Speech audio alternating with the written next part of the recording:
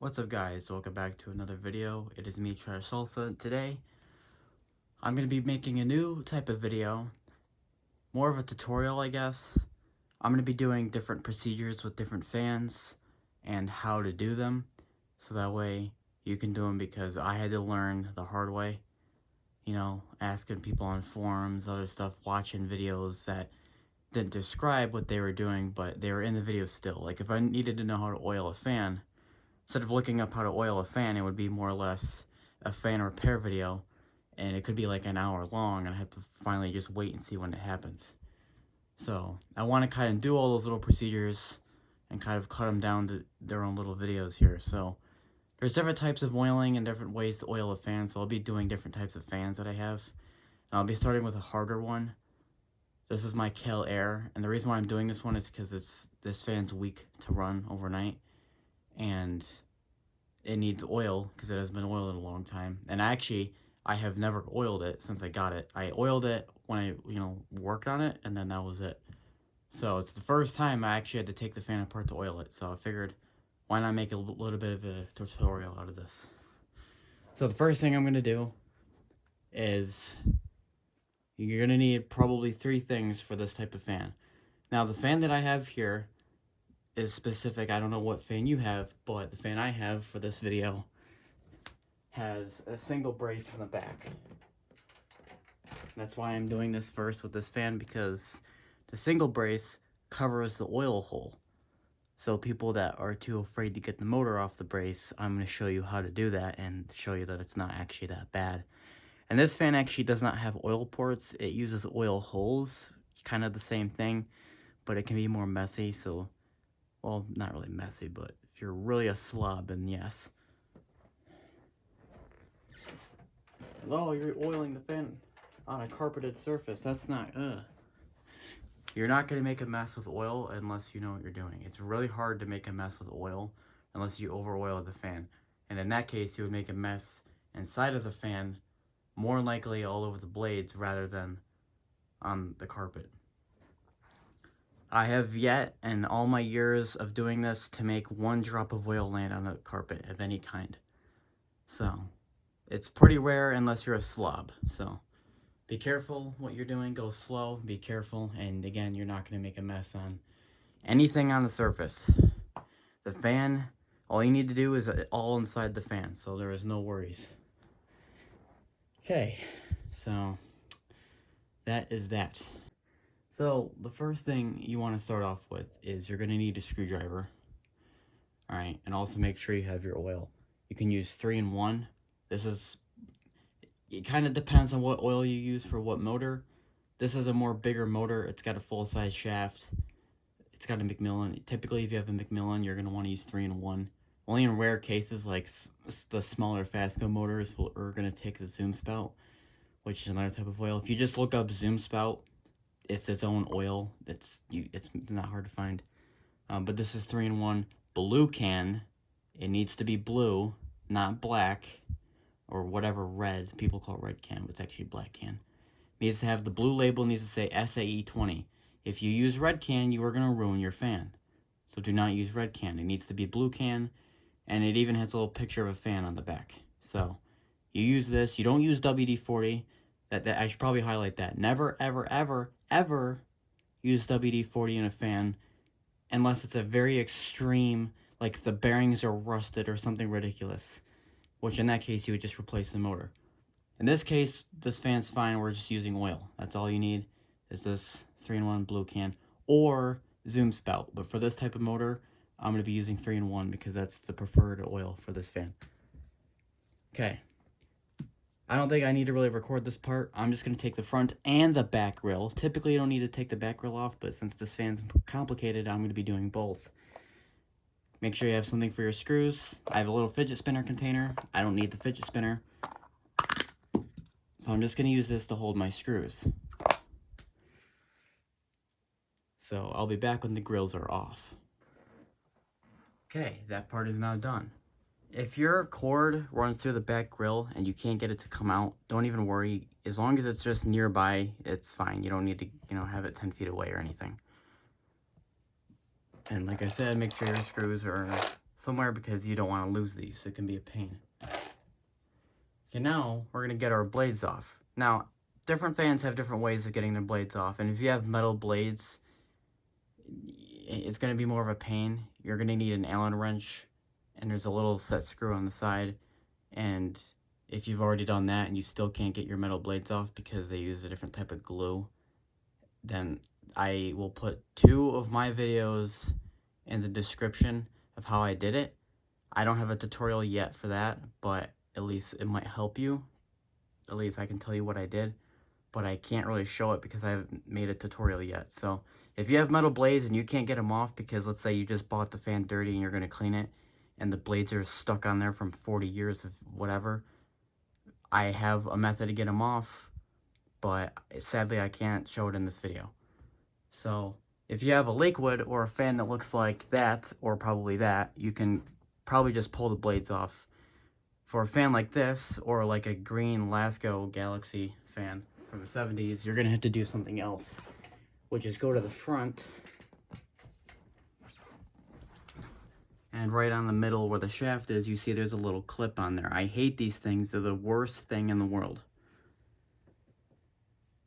So what you need to do now is, now for your third tool, like I said, you're gonna need a screwdriver, 3-in-1 blue can or zoom spout oil, and you're probably going to need some sort of pliers, needle nose or whatever. I'm using a really small pocket knife.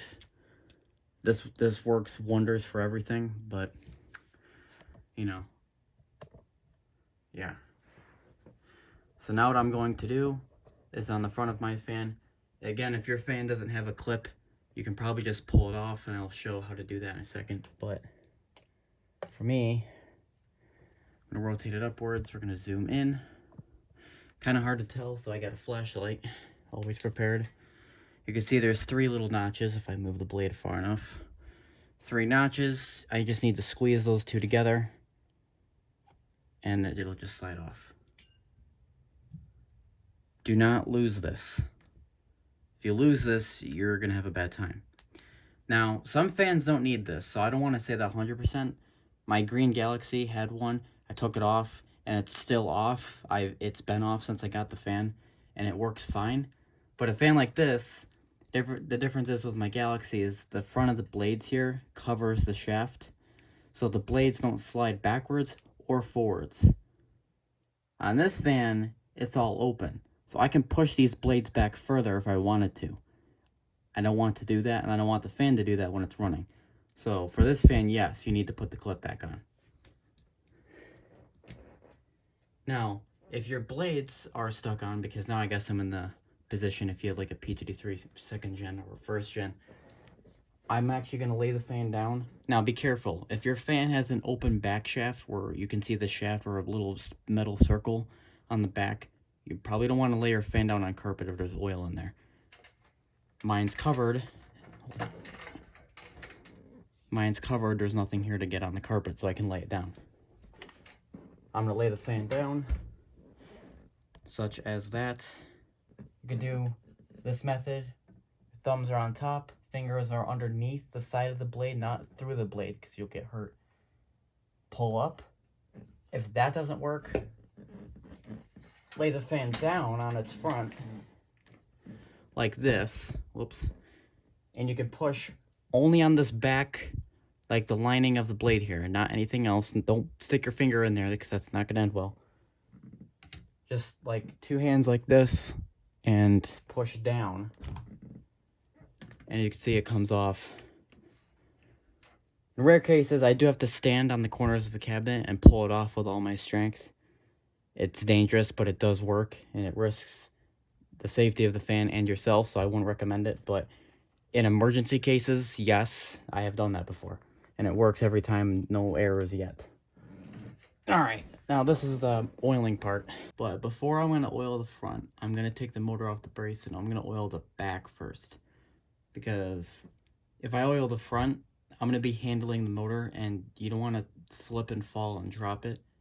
So what I'm going to do is start taking the motor off the brace. You can do this in different methods. I highly recommend to do the motor off the brace and then oil both, then put it back on. Or take it off, oil the back, put it back on, then do the front. Whatever works. But I'm going to do this part now, because putting oil in a little hole I think is pretty self-explanatory. But let me just zoom in on that. And I'll get to the oiling part after this as well, because at least I can do the front and back at the same time, and it'll be easier for the viewers in the video. Alright, now that I took the little nuts out, the reason why I had trouble is because these have a little piece of rubber in there for making it secure. So, yeah. Also, don't leave your motor unattended like this. I just got lucky because the bolts catch on the holes. But what you're going to want to do now, get your oil ready. I recommend to not make a mess, put everything in the inside of the cabinet on the bottom. So I put the little nuts there and whatever. They will not roll away. They won't get lost. You won't do anything else with them. That's the best way to keep stuff safe, unless you have a bunch of holes in the cabinet. Be careful with this motor. Don't drop it. Don't be stupid with it, because if you do, you won't have a fan anymore. Okay. Inside of the fan's cabinet, I'm going to carefully take the nozzle, stick it in the oil hole like this. Very lightly just squeeze for a second like this. Done. That's one drop. You want to do 6 to 10 drops. This fan already is oiled enough to the point where I was able to still run it overnight. It wasn't squeaking, wasn't making any noise. So I'm probably only going to do 6 drops. Maybe 7. So here's 2, 3, 4, 5, 6, 7. Do not over oil the motor. If you over oil the motor, it's going to spill from the bottom and it's going to make a mess inside of the fan. So don't do it. I've been there and I've done that, and it's a pain. And it's even harder to clean up. Because what happens is it gets on the blades, and then the blades spew it around the cabinet, and you have to clean it up all inside the perimeter of the fan. So now, congratulations, you get a reward of nothing. Now your back side of the motor is oiled. You're going to put that in there. Now I'm going to take these little nuts and screw them back in. Start with one and then do the other, because I don't want the motor to have a problem.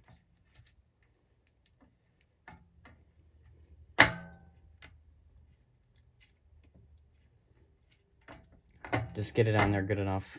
Yours will go on easier maybe, but mine have the little piece of rubber, which makes it 800 times harder. Now that I have done that step, I'll make sure I have a piece of something behind. You might get a drop of oil on the side of your finger. Happens to me, so here's an alcohol wipe. Wipe that off if you don't want to cross-contaminate.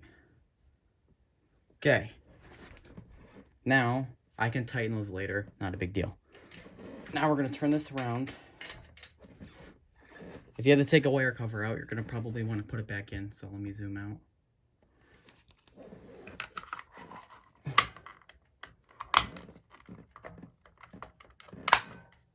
Okay, there's that popped back in. Now, we're going to take our oil can again. If it's not on all the way, just push the motor back till it's straight like this. And I'm going to put the oil in the hole, but I'm going to tilt the fan backwards because of, gravity. So if I want the oil to actually go where I want it to, I need to help it and aid it using gravity. So I'm going to slide the fan forward, lean it backwards just a little bit.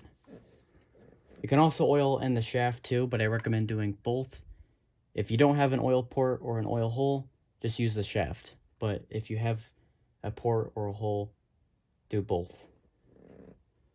Okay, this one's going to be more of a pain because the shaft's in the way. Okay, I'll fish that in there. 1, 2, 3, 4, 5, 6, 7. Now the front is easier for me to oil because I just have to take the blades off and we're done. The back is more of a pain. So you can always do one extra drop in the back or whatever. Speaking of that, I'm going to do the shaft as well. Now the shaft, there's really no drops. You just kind of like lace it with oil. I'm just going to do like maybe 2 drops kind of. but there is no count that matters. Just get it, you know, nice and oiled. It might start to drip, so make sure you have a tissue handy, which I thought I had. Yep. Okay, so the oil's starting to drip, so now let me go get a tissue. Don't freak out, that little drop is not going anywhere. It just runs down a little bit, and then you just catch it with a tissue. And just like that, that's it. If that oil were to drop, the reason why it's in the fan, because if that oil drops, it lands inside the cabinet and not the carpet.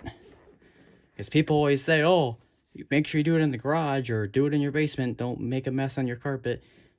You're not going to make a mess. If you do exactly what I just did, you're not going to make a mess. And if you have oil ports, you're really not going to make a mess, because that's just stupid proof. This is an oil hole, so that's a little more complicated. And if you have a back shaft, then that's a whole different story. Or open back shaft, I should say, because that's an actual term. As you can clearly see, here we go. Like I said, I have 29 fans. And all the years of all the fans I've ever had and all the oilings I had to do, never once made a mess outside of the fan or the cabinet. I have had oil from the blades get spewed in here because I over-oiled the motor, but it's never gotten the carpet or anywhere else. It's never exited the fan, and that's the way it should be. Which is why I'm making this tutorial, because people don't know what they're doing. Unfortunately, you might know this like the back of your hand, like me, but there's people out there that don't know how to do this because they either want to learn or whatever. So now that I've oiled the front and back, what I'm going to do with that tissue on a cleaner side is carefully spin the shaft. I'm just going to go back and forth because you want the oil to get around in there. You can also push it back and forth too, but I don't recommend that too much. Just do this.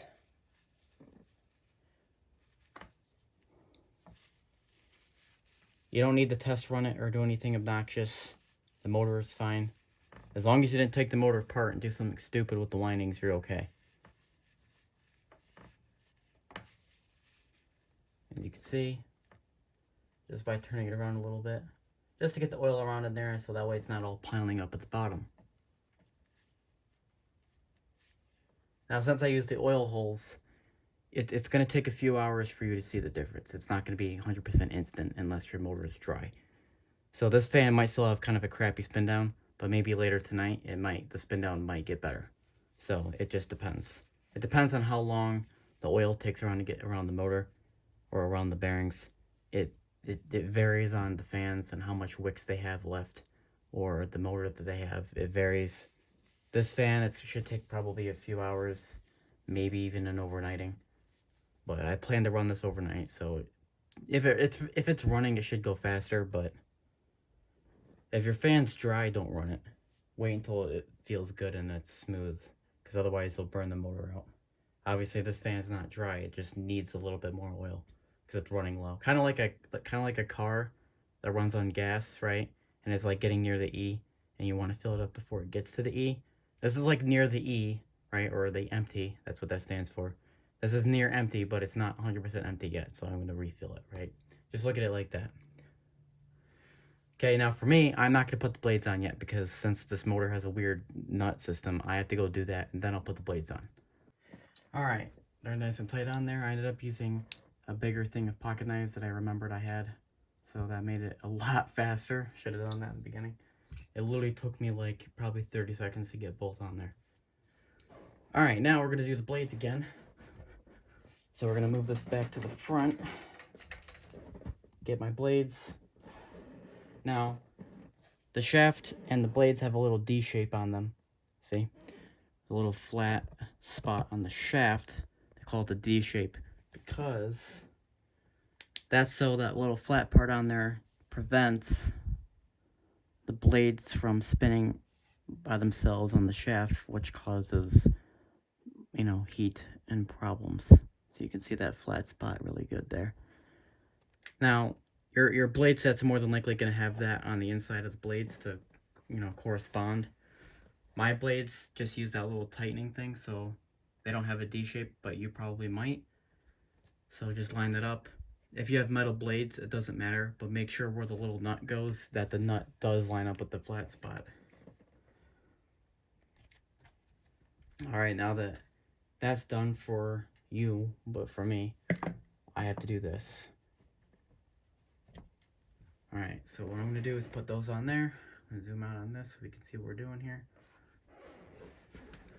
I'm going to slide this down. I would use your thumb or something like this if you have a kelaire exactly like I do. Just so, because you want the, usually, not every fan is the same. On this fan, you want the shaft to be lined up flush with the blades. In very rare cases, you'll have the shaft stick out further.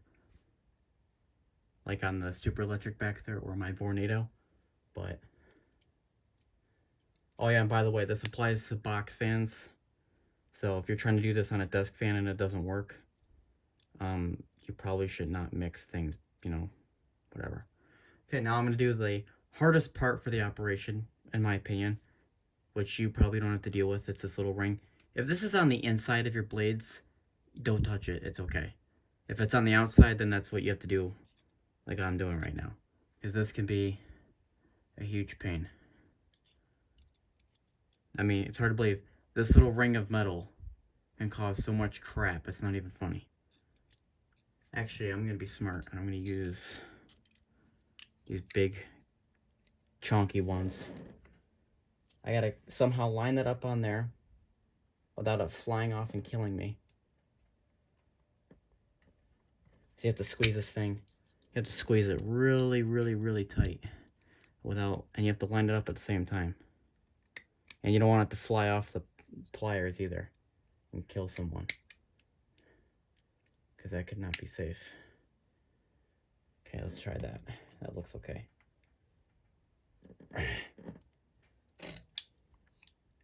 Looks like I got it far enough on there, so now what I'm going to do, zoom in on the camera.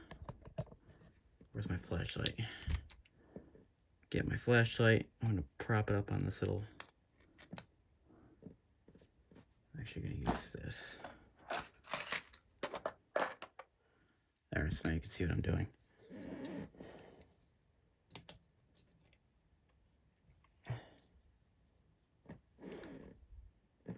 Okay, now squish this. Try to get a little more torque on that.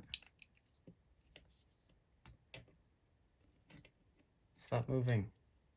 The only thing is, doing this is a pain. The reason why I'm keeping this in the video is because if you're struggling like me, you can at least watch what I'm doing. That's really, really, really difficult. Hold on, let me switch hands.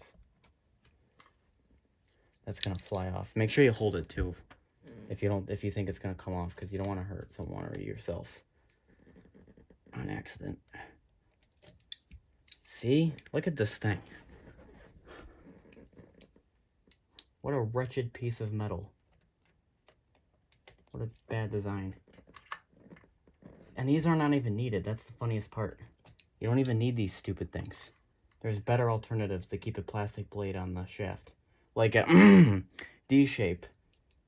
Or just use it on the inside. Oh wait, I think I got it. Nope.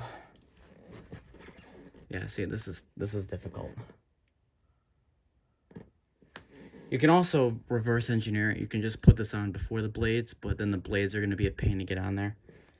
So, take it as you will.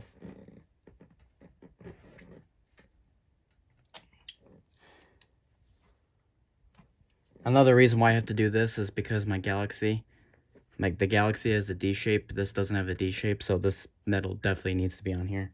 Unfortunately, I can't just take it off. Oh my god. That's not gonna go on, dude. I know I look like an idiot because I'm not getting it, but I'm gonna showing you just how difficult small tasks like this really are. There we go. Just gotta find the sweet spot. No. Yeah, the best part is using the tip and getting as much torque as you can. Those blades are not going anywhere, literally. Try taking them off with that little clip on there and you're gonna have a bad time. Okay. Another good thing is spin the blades. You notice a difference? I already noticed a difference. That's a lot. Whoa, my God, that's actually really long. Okay, that is already like 30 times longer than it was this morning when I turned the fan off. So let's see how it's doing. But always do a test run before you put your grills on, because if you put the front and back grills on and something breaks, then you're gonna be unscrewing a bunch of things for an hour. Okay, let me grab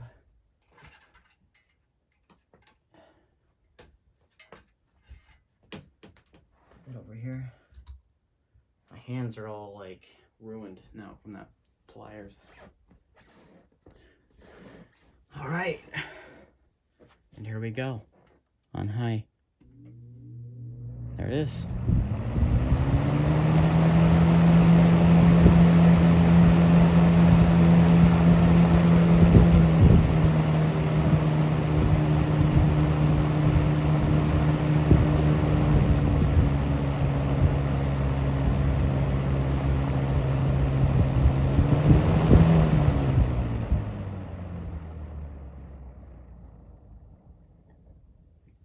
Alright, I already noticed a bit of a difference, and I'm probably going to notice a better difference later.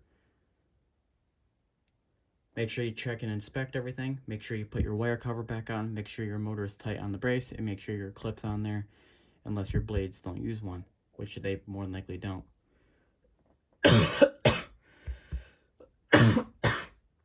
That spin down's a lot better, and it's going to just get better from here.